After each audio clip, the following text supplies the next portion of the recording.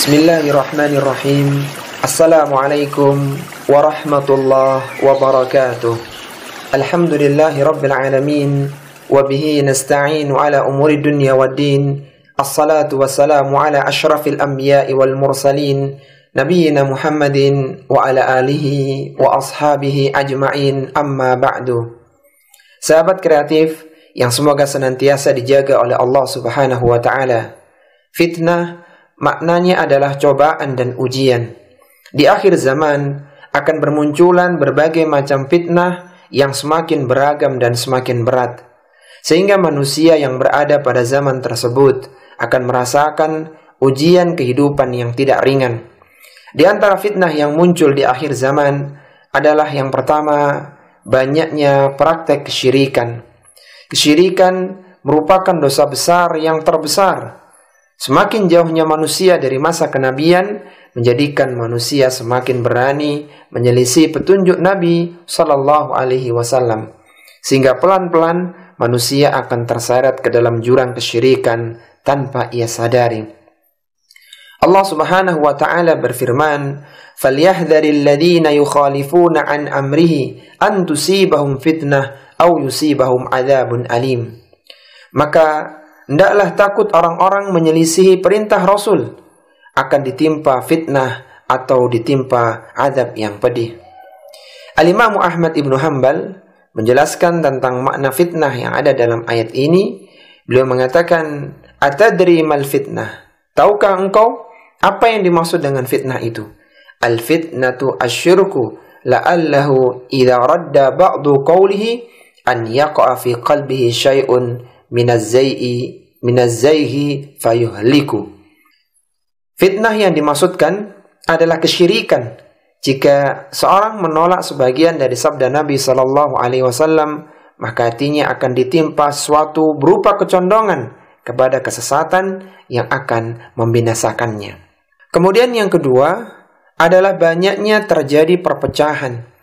Di akhir zaman akan muncul perpecahan di kubu kaum muslimin, sehingga dengan adanya perpecahan tersebut akan mengurai kekuatan kaum muslimin dan akan banyak energi yang terbuang.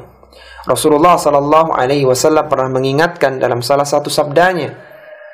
Beliau mengatakan, "Wataftariku ummati ala 73 firqatan." Umatku akan berpecah menjadi 73 golongan. Kemudian yang ketiga, banyaknya pembunuhan.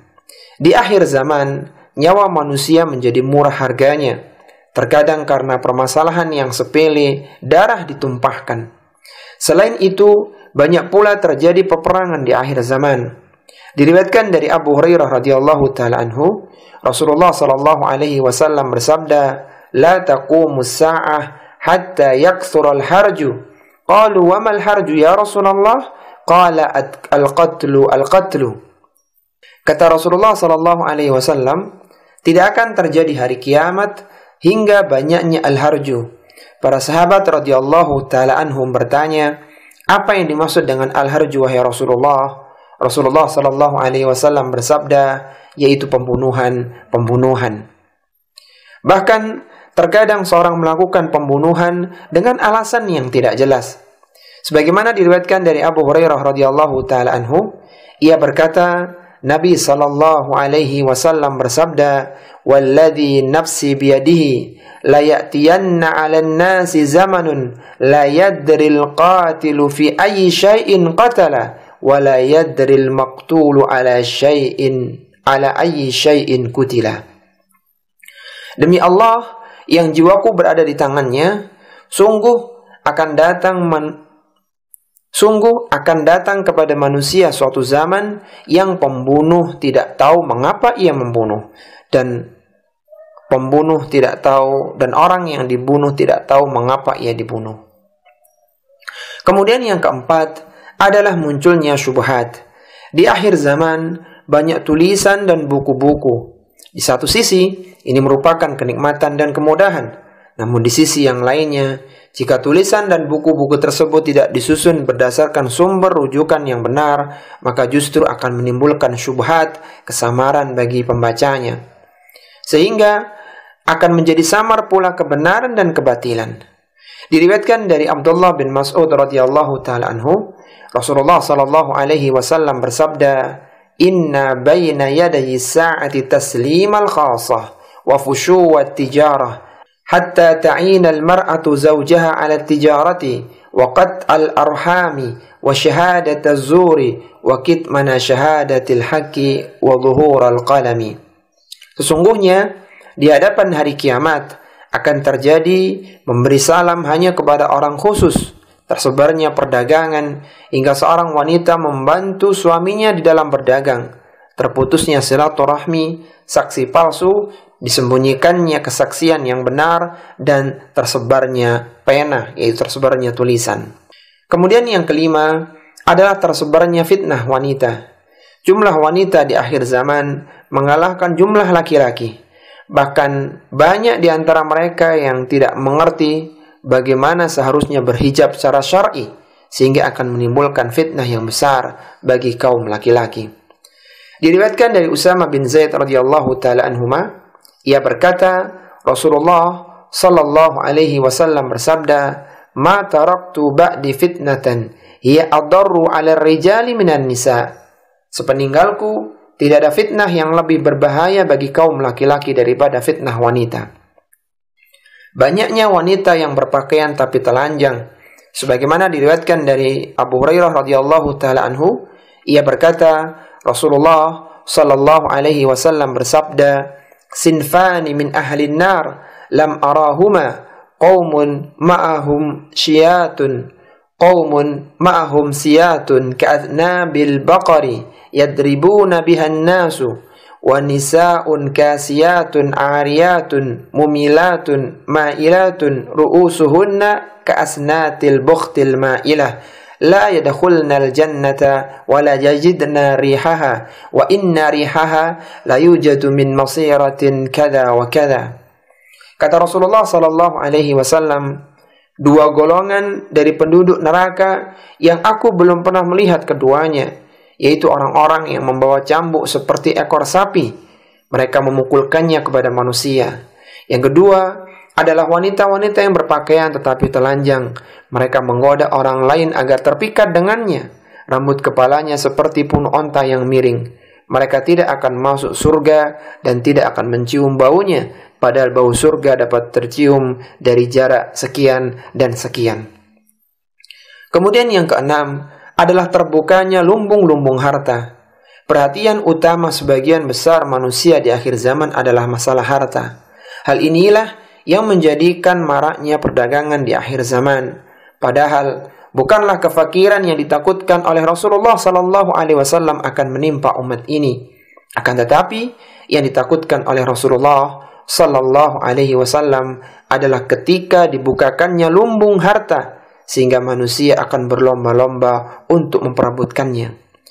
Rasulullah sallallahu alaihi wasallam pernah bersabda, "Fa wallahi mal faqra ahsha 'alaikum walakinni ahsha an tubsata lakumud dunya kama busitat ala man kana qablakum fatanafasuha kama tanafasuha fatuhlikakum kama ahlakathum." Kata Rasulullah sallallahu alaihi wasallam, "Demi Allah, bukanlah kefakiran yang lebih aku takutkan akan menimpa kalian.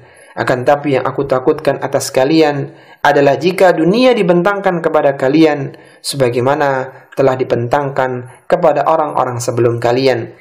Sehingga kalian akan berlomba-lomba sebagaimana mereka telah berlomba-lomba memperebutkan dunia. Dunia akan menghancurkan kalian sebagaimana dunia telah menghancurkan mereka." Manusia tidak lagi memperhatikan apakah harta yang didapatkannya halal ataukah haram. Sebagaimana diriwayatkan dari Abu Hurairah radhiyallahu taala anhu dari Nabi sallallahu alaihi wasallam, beliau bersabda, "Ya'ti 'alan nasi zamanun la yubalil mar'u ma akhadha minhu aminal halali am minal harami." Akan datang kepada manusia suatu zaman yang seorang tidak mempedulikan terhadap apa yang diambilnya, apakah dari yang halal ataukah dari yang haram. Sahabat kreatif yang semoga senantiasa dirahmati oleh Allah Subhanahu wa taala. Setelah kita mengetahui fitnah di akhir zaman, maka ada beberapa kiat dalam menghadapi fitnah-fitnah tersebut. Yang pertama adalah hadir dalam majelis ilmu. Di antara cara untuk menjaga konsistensi iman di akhir zaman adalah dengan menghadiri majelis-majelis keilmuan. Karena di dalam majelis ilmu, seorang akan ditunjukkan kepada jalan kebenaran dan kebaikan, dan ia akan dibimbing di atasnya. Di dalam majelis ilmu, seorang dimotivasi untuk melakukan ketaatan dan menjauhi kemaksiatan, sehingga dengan demikian diharapkan keimanannya akan terus kontinu dan konsisten. Karena demikian pentingnya duduk di majelis ilmu, maka Umar bin Khattab radhiyallahu ta'ala anhu pernah berkata, sungguh seorang ketika keluar dari rumahnya dengan membawa dosa sebesar gunung Tihamah, ketika ia mendengarkan ilmu, ia menjadi takut dan kembali kepada kebenaran serta bertaubat. Maka ia kembali ke rumahnya dengan tidak membawa dosa sedikit pun. Oleh karena itu, janganlah kalian meninggalkan majelis ilmu para ulama. Kemudian kiat yang kedua adalah menyibukkan diri dengan ibadah dan amalan kebaikan. Dengan menyibukkan diri dengan ibadah dan amalan kebaikan akan lebih bermanfaat bagi seorang muslim dalam kehidupannya di dunia maupun di akhirat. Seorang yang menyibukkan diri dengan kebaikan, maka ia akan mempunyai waktu untuk melakukan, maka ia tidak akan memiliki waktu untuk melakukan keburukan. Maka ia tidak memiliki waktu untuk melakukan keburukan. Dengan demikian, hari-harinya akan terisi dengan halal kebaikan dan ketaatan. Diriwayatkan dari Abu Hurairah radhiyallahu ta'ala anhu, Rasulullah sallallahu alaihi wasallam bersabda, "Badiru bil a'mali fitanan ka qita'il lailil mudlim, yusbihu ar-rajulu mu'minan wa yumsi kafiran, aw yumsi mu'minan wa yusbihu kafiran, yabi'u dinahu bi'aradin minad dunya." Bersegeralah untuk beramal sebelum datangnya fitnah-fitnah seperti potongan malam yang gelap. Pagi harinya seorang masih beriman, namun sore harinya ia telah kafir. Sore harinya seorang masih beriman, namun pagi harinya ia telah kafir. Ia menjual agamanya dengan sedikit bagian dari dunia. Kemudian yang ketiga adalah menjauhi berbagai macam syubhat dan syahwat. Hati manusia itu lemah, sedangkan syubhat menyambar-nyambar. Sebagaimana perkataan Al-Imam Adz-Dzahabi menukil perkataan para imam-imam salaf, al-qulubud dha'ifah wasyubbahul khatafah. Hati itu lemah dan syubhat itu menyambar-nyambar. Sehingga barang siapa yang menjauhkan diri dari syubhat, maka ia telah menyelamatkan agamanya. Sebagaimana Rasulullah sallallahu alaihi wasallam pernah bersabda, "Faman ittaqa syubhati istabra'a li dinihi."